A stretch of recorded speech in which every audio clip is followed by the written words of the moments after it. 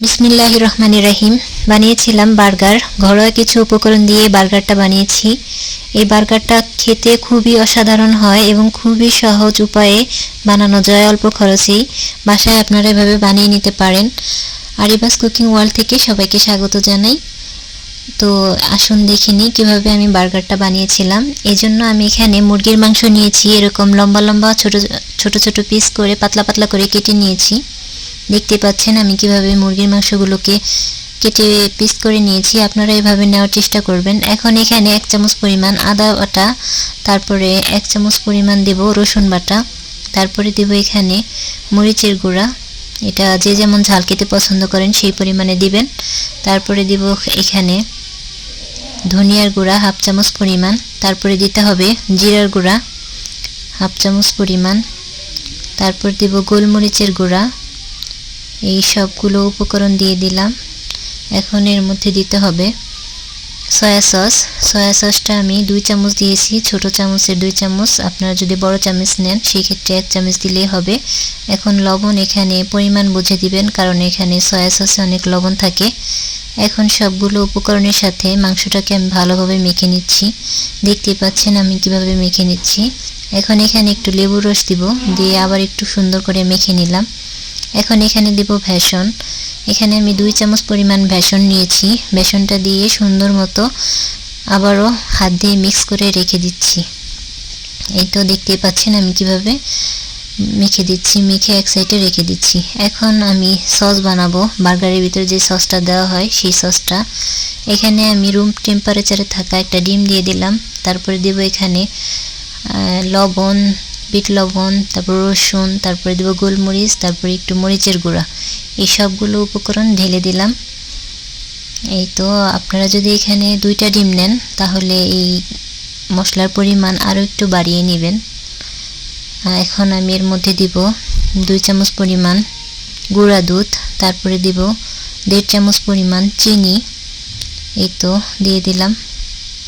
এখন এখানে দিতে হবে টমেটো সস। টমেটো সস দিয়ে দিলাম 1 চামচ। দিয়ে এখন রান্নার যে সয়াবিন তেল আছে ওইটা নিয়েছি আমি 1 কাপ। ওইখান থেকে একটুখানি দিব, এখন সবটুকু ঢেলে দিব না, একটু একটু করে দিয়ে এটাকে ব্লেন্ডার করে নিতে হবে। এই সসটা শুধু বার্গার না, সব কিছুতে দিয়ে খাওয়া যায়। এটা খেতে খুবই অসাধারণ লাগে। এই তো দেখতে পাচ্ছেন আমি কিভাবে দিচ্ছি। উপর থেকে যে ছোট একটা ঢাকনা আছে সেটা খুলে সেখানে একটু করে তেল দিয়ে দিব আর ব্লেন্ড করে নিব।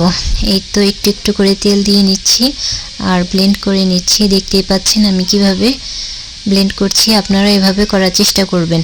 এখন আমি এখানে 1 টুকরা লেবু নিয়েছি, এটার রস চিপড়ে দিয়ে দিলাম। এখন আর একটু ব্লেন্ড করে নেব। এই তো হয়ে গেল সুন্দর মেয়োনিজ। আপনারা এভাবে মেয়োনিজটা তৈরি করে যে কোনো কিছুর সাথে খেতে পারেন। এই তো হয়ে গেল। এখন ফ্রাই প্যানে তেল গরম হওয়ার জন্য তেল দিয়ে দিলাম। দিয়ে আগে থেকে ম্যারিনেট করে রাখা মাংসগুলোকে এখানে দিয়ে দিব ভাজার জন্য। এই তো দিয়ে দিলাম সবগুলো। এখন সুন্দর করে ওলট পালট করে মাংসগুলোকে লাল লাল করে ভেজে নেব। এই তো ভাজা হয়ে গেছে, এখন উঠিয়ে নিচ্ছি। দেখতেই পাচ্ছেন আমি কিভাবে ভেজে নিয়েছি। এই তো ভাজা হয়ে গেছে, এখন একটা বাটির মধ্যে উঠিয়ে রাখলাম। আর যে সসটা বানিয়েছিলাম মেয়োনিজটা দেখেন কত সুন্দর হয়েছে, পারফেক্ট একটা মেয়োনিজ হয়েছে। এইভাবে আপনারা বার্গারের ভিতরে দিতে পারেন এই মেয়োনিজটা, অথবা যে কোনো নান রুটির সাথে শর্মার সাথে খেতে পারেন। এখন আমি বার্গারের যে বানগুলো পাওয়া যায় কিনতে, আমি সেগুলো কিনে এভাবে মাঝখান থেকে কেটে নিয়েছি। আপনারা এভাবে বান কিনে নিতে পারেন।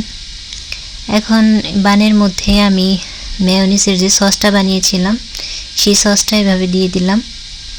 দিয়ে তারপরে এর উপরে মাংস যে ভেজে রেখেছিলাম মুরগির মাংস সেগুলোকে উপরে এভাবে বিছিয়ে দেব।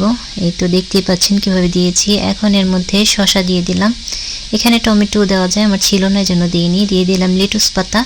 এখন উপরের যে বান রয়েছে ওইটার মধ্যেও আমি যে সসটা বানিয়ে রেখেছি সেটা দিয়ে দিলাম। দিয়ে এভাবে উপর থেকে দিয়ে দিলাম। আরও একটি বানিয়ে দেখাচ্ছি। এই তো দেখতেই পাচ্ছেন কিভাবে আমি সবগুলো বানিয়ে নিয়েছি। আপনারা এভাবে ট্রাই করবেন, এটা খেতে খুবই অসাধারণ লাগে। বাচ্চারা তো খুবই পছন্দ করে বার্গার। আপনারা স্বাস্থ্যকর উপায়ে ঘরেই বানিয়ে দিবেন বাচ্চাদেরকে, ওরা খেয়ে খুবই মজা পাবে। যাদের বাসায় ওভেন থাকে তারা ওভেনে গরম করে নেবেন। আমার ওভেন নাই, এজন্য আমি ফ্রাই প্যানে একটু তেল ব্রাশ করে তার উপরে বার্গারটাকে গরম করে নিলাম। দেখতেই পাচ্ছেন কিভাবে করেছি। এই তো হয়ে গেল সুন্দর বার্গার। আপনারা এভাবে ট্রাই করবেন। আর আমার ভিডিওটি ভালো লাগলে সাবস্ক্রাইব, লাইক, কমেন্ট, শেয়ার করে দিবেন।